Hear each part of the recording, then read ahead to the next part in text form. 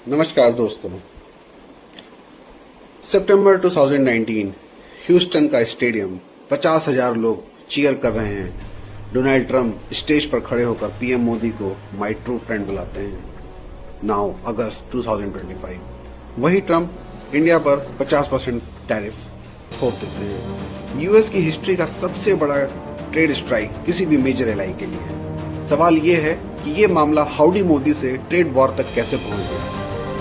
आज मैं आपको इस पूरी स्टोरी का ब्रेकडाउन दूंगा। चलिए दोस्तों, शुरू करते हैं करंट सिचुएशन से। अगस्त 2025 में ट्रंप एडमिनिस्ट्रेशन ने इंडियन एक्सपोर्ट्स पर 50% टैरिफ लगाया। पहले 25% रेसिप्रोकल टैरिफ के नाम पर और उसके ऊपर रशियन ऑयल खरीदारी के लिए एडिशनल 25% पेनल्टी।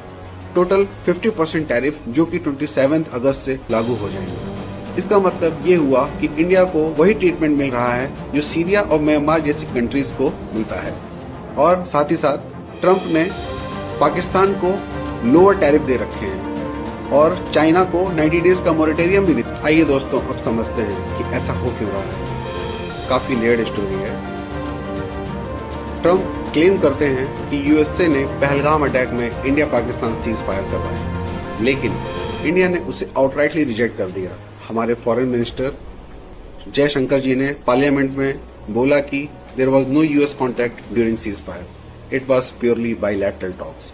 ट्रंप को ये बात काफी खराब लगती है। दूसरा रीजन ये है कि इंडिया का इंडिया फर्स्ट और ट्रंप का अमेरिका फर्स्ट दोनों क्लैश हो रहा है। इंडिया यूएसए से साथ साथ रशिया से भी रिलेशन मेंटेन करना चाहता है, लेकिन ट्रंप को लगता है कि इंडिया फुली एलाई नहीं है यूएसए की तरफ। तीसरा रीजन जो कि सबसे बड़ा फ्लैश पॉइंट है दोस्तों, रशिया से ऑयल इंपोर्ट। 2022 में रशिया से फुल क्रूड ऑयल इंपोर्ट का लेस देन 1% था और 2025 तक आते आते 30% से ज्यादा हो गया है, वो भी बहुत चीप रेट में। इंडिया कहता है cheap energy is required for 1.4 billion citizens, लेकिन यूएसए आर्गुमेंट देता है you are funding Putin's war machine. चौथा रीजन है दोस्तों ट्रेड इम्बैलेंस। यूएस कंपनीज बोलती हैं कि इंडिया मार्केट एक्सेस नहीं देता है। ऊपर से $41 बिलियन का सरप्लस है इंडिया के पास, जो कि उनके लिए पॉलिटिकल प्रॉब्लम बन गया है और या 5.4% ज्यादा है 2023 के ट्रेड सरप्लस से। पांचवा रीजन ये है दोस्तों, मोदी जी ने ट्रंप का white house dinner invite decline कर दिया था, ये कहकर कि प्री कमिटमेंट्स है और ट्रंप को लगा कि उनकी इंसल्ट हो गई है। छठा रीजन ये है दोस्तों, इंडिया रशिया रिलेशन। यूएसए ने प्रपोज किया है रशियन सैंक्शन एक्ट 2025, जो कि इम्पोज करता है 500% ड्यूटीज ऑन कंट्रीज जो कि उनसे तेल या पेट्रोलियम प्रोडक्ट्स रशिया से खरीद। अगला रीजन है दोस्तों इंडिया की ब्रिक्स मेंबरशिप, क्योंकि ये ब्लॉक चैलेंज करता है अमेरिकन इकोनॉमिक हेजेमनी को और ये एक एंटी डॉलर भी है और इसी मिक्स की वजह से आज का क्राइसिस एक्सपोज हुआ है। चलिए दोस्तों, समझते हैं कि इस एस्केलेशन की टाइमलाइन क्या रही है। ये कोई सडन एक्सप्लोजन नहीं था, ये एक स्लो बर्न था। देखिए स्टेप बाय स्टेप कैसे टेंशन बढ़ते जाती है। फरवरी 2018 हार्ले डेविडसन। ट्रंप कहते हैं कि इंडिया हार्ले डेविडसन बाइक्स पर 100% इंपोर्ट ड्यूटी लगाता है, जबकि यूएस ओनली 0% चार्ज करता है इंडियन बाइक्स पर। मार्च 2018 में इंडिया और एल्यूमिनियम पर यूएस 25% टैरिफ लगा देता है अंडर अमेरिका फर्स्ट फिलॉसफी। मार्च 2019 में जीएसपी स्टेटस रिवोक कर दिया जाता है। जीएसपी का मतलब है जनरलाइज सिस्टम ऑफ प्रेफरेंसेस, जिसकी वजह से 5 बिलियन वर्थ के ड्यूटी फ्री एक्सपोर्ट्स अब टैरिफ फेस कर रहे हैं। अक्टूबर 2019 हाउडी मोदी के कुछ वीक्स बाद ही ट्रंप ने इंडिया को मीडिया में टैरिफ किंग बुलाना स्टार्ट कर दिया। फरवरी 2025 मोदी जी वॉशिंगटन जाते हैं और बायलैटरल ट्रेड की $500 बिलियन की डील साइन करते हैं ट्रेड को बूस्ट करने के लिए। लेकिन जुलाई 30, 2025 में ट्रंप ट्रेड पैक्ट को स्क्रैप कर देते हैं और 25% टैरिफ अनाउंस करते हैं। 31 जुलाई को ट्रंप सोशल मीडिया पे इंडियन इकोनॉमी को एक डेड इकोनॉमी कहकर इंसल्ट भी करते हैं और फिर 6 अगस्त को ट्रंप एक एग्जीक्यूटिव ऑर्डर साइन करते हैं जिस पर 25% की टैरिफ लगाते हैं और उसके बाद additional 25% penalty for buying Russian crude. अब टोटल टैरिफ 50% हो चुका है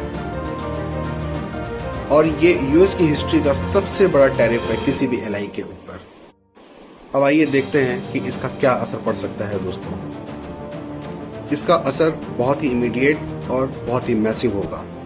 $48 बिलियन का इंडियन एक्सपोर्ट्स डायरेक्टली हिट होगा। इंडिया की जीडीपी का 2.5% डायरेक्टली इम्पैक्ट होगा। इंडिया के टोटल एक्सपोर्ट्स का 18% डायरेक्टली इम्पैक्ट होगा। और इन सब में सबसे ज्यादा जो हिट सेक्टर्स होंगे वो टेक्सटाइल्स 10.3 बिलियन डॉलर्स 60 से 63% टैरिफ फेस कर सकते हैं। James and jewellery 12 billion dollars और उसके ऊपर 52% की ड्यूटीज लग सकती है। Chemical sector 2.7 billion dollar and 54% tariff face कर सकते हैं। Engineering goods 6.7 billion dollars 51% duties share कर सकते हैं। Marine products 2.2 billion dollar and 60% combined tariff face करेंगे। इसका रियल इम्पैक्ट क्या है दोस्तों? ये टैरिफ इंडियन गुड्स को 30 से 35% ज्यादा महंगा बना देगा और एक्सपोर्ट्स 40 से 60% गिर भी सकते हैं। इसका सबसे ज्यादा असर स्मॉल और मीडियम बिजनेस पे भी पड़ेगा, क्योंकि वो बिजनेस वियतनाम और बांग्लादेश से कम्पीट नहीं कर सकता है। इकोनॉमिक फोरकास्ट में देखें तो जीडीपी ग्रोथ पहली बार 5 साल में 6% से नीचे आ सकती है। रुपया वीक हो सकता है, बोरोइंग कॉस्ट बढ़ जाएंगे और इंडिया का make in India dream seriously hit हो जाए। आइए दोस्तों अब समझते हैं ग्लोबल क्या रिएक्शंस आ रहे हैं। यूएस और इंडिया का ये फाइट नहीं रह गई है। ब्राजील के प्रेसिडेंट लुला डी सिल्वा ने मोदी जी को कॉल करके ब्रिक्स यूनिटी की बात करी। चाइना ओपनली यूएस टैरिफ को कंडेम करता है। वहाँ के फॉरेन मिनिस्टर वांग की ये कहते हैं कि इस तरीके के टैरिफ को यूज करना यूएन चार्टर का वायलेशन। बीजिंग का ये मैसेज है, give the bully an inch he will take a mile. Russia India के साथ खड़ा दिख रहा है। इस टैरिफ्स को लेकर वो बोलता है ये नियो कॉलोनियल टैक्टिक्स है। आप पैटर्न नोटिस कर रहे हैं दोस्तों, एक नया पॉलिटिक्स ब्लॉक डेवलप हो रहा है, ग्लोबल साउथ वर्सेस वेस्ट। ये trade war multipolar world order के लिए कैटलिस्ट बनता जा रहा है। आइए दोस्तों समझते हैं यूएसए और इंडिया का क्या हिस्टोरिकल रिलेशन रहा है, कब कब अमेरिका ने इंडिया को सपोर्ट किया है और कब कब अपोज किया है। 1962 में इंडो चाइना बॉर्डर वॉर में यूएसए ने इंडिया को मिलिट्री एड की। 1960s में आईआईटी कानपुर बिल्ड करने में हेल्प भी की। 2005 से 2008 में हिस्टोरिक न्यूक्लियर डील भी साइन हुई बगैर एनपीटी साइन किए हुए। NPT non proliferation treaty.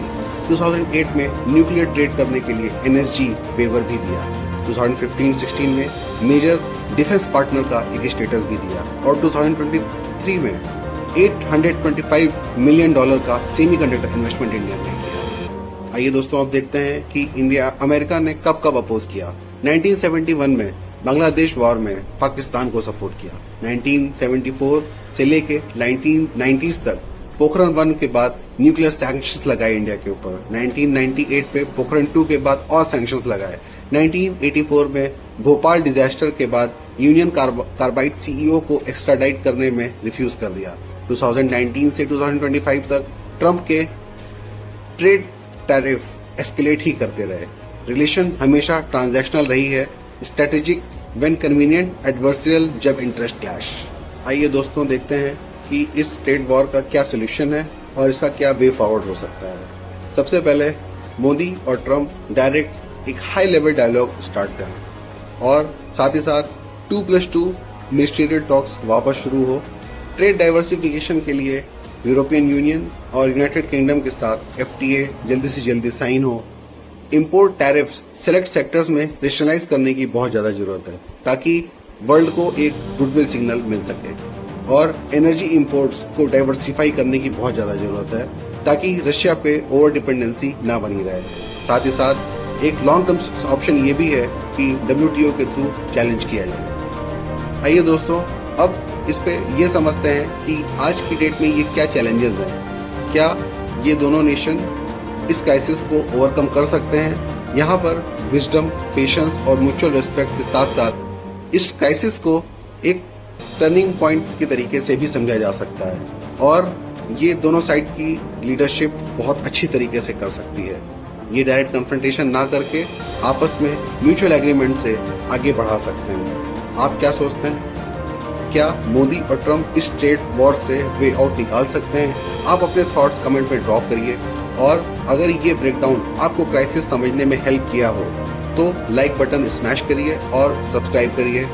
और आगे की जियोपॉलिटिकल एनालिसिस को समझने के लिए मुझे सब्सक्राइब करिए। धन्यवाद दोस्तों।